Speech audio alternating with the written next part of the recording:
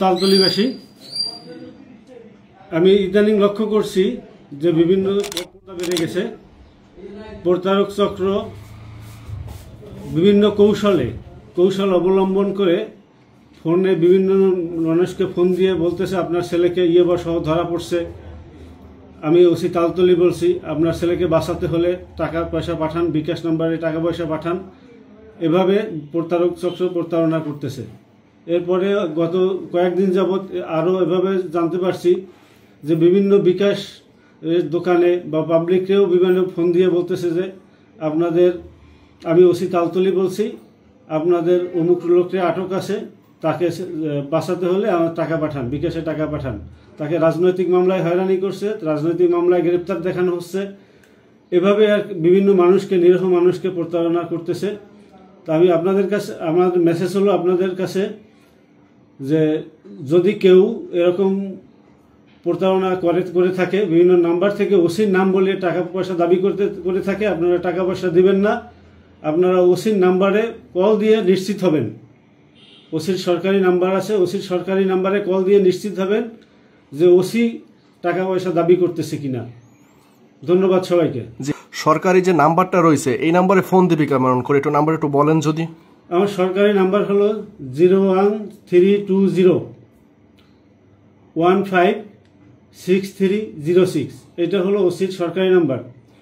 এই নাম্বারে কল করে আপনারা নিশ্চিত হবেন যে ওসি কোনো রকম টাকা পয়সা দাবি করছে না কিনা, বা ওসি এরকম কোনো ঘটনা আছে কিনা।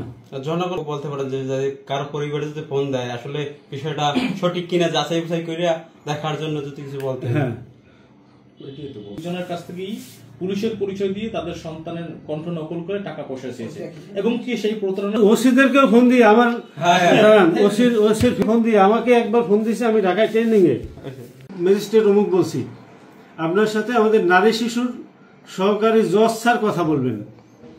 আচ্ছা ঠিক আছে, নাম্বারটা দেন। আমি নাম্বারটা নিয়ে আমি ওই নাম্বারে কল দিছি। স্যার আপনি নাকি কল দিতে বলছেন? বলে হ্যাঁ কল দিতে বলছি। আমি নারী শিশুর ম্যাজিস্ট্রেট, ঢাকা থেকে নারী শিশুর ম্যাজিস্ট্রেট অমুক বলছি, জজ, সহকারী জজ বলছি যে একটা ছেলে আপনার তালতলি বাড়ি, ছেলেটার বাড়ি তালতলি, ছোটবুকি 4 নম্বর ওয়ার্ড। এলো যশোরে ঝাড়ুদারের ক্লিনারের কাজ করে। ওর মা ঢাকায় থাকে। ওর মা ঢাকায় আসার পথে ওর মা হলো অ্যাক্সিডেন্ট করছে, তাকে হাসপাতালে পাঠাতে হবে। ওর ছেলের কাছে তো গরিব মানুষ, জানে নেই, ওর কাছে 40 টাকা দেওয়ার সামর্থ্য নাই। 40,000 টাকা লাগবে, ওর কাছে তো 40 টাকা দেওয়ারও সামর্থ্য নাই। তখন কী করতে হবে? ওই এলাকার ধনাঢ্য ব্যক্তিদেরকে বলে কিছু টাকা পয়সা পাঠানোর ব্যবস্থা করেন। আমি বললাম আপনি যে এলাকার কথা বলছেন, অর্থাৎ এটা হলো ছোটবগি 4 নম্বর ওয়ার্ড, এই এলাকায় ধনাঢ্য ব্যক্তি নাই। এখানে যা আছে সব কৃষিজীবী আর হলো মৎস্যজীবী। এখানে ধনাঢ্য কোনো ব্যক্তি নাই।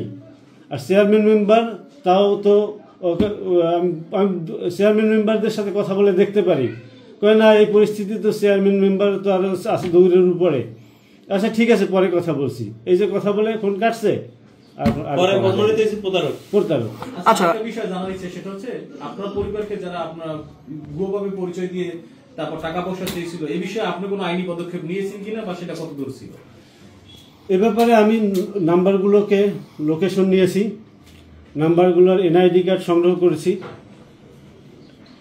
লোকেশনে দেখা যায় যে একবার দেখলাম পটুয়াখালীর গলাচিপা রাঙ্গাবালি, এবং তার এনআইডি কার্ডের সার্চ দিয়ে এনআইডি কার্ড দেখা যায় মুন্সিগঞ্জ একটা, আর একটা হলো মানিকগঞ্জে একটা।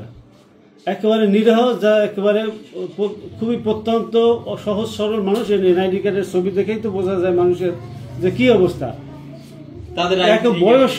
বয়স্ক তারা মানে ঠিকমতো কথা বলতে পারে না। তাদের ওই আইডি কার্ড ব্যবহার করে এই সিমগুলো তারা সংগ্রহ করে, এভাবে তারা প্রতারণা করে। আসলে সিম কিনতে গেলেও কিন্তু সতর্ক থাকা উচিত। হ্যাঁ, রাইট, অবশ্যই।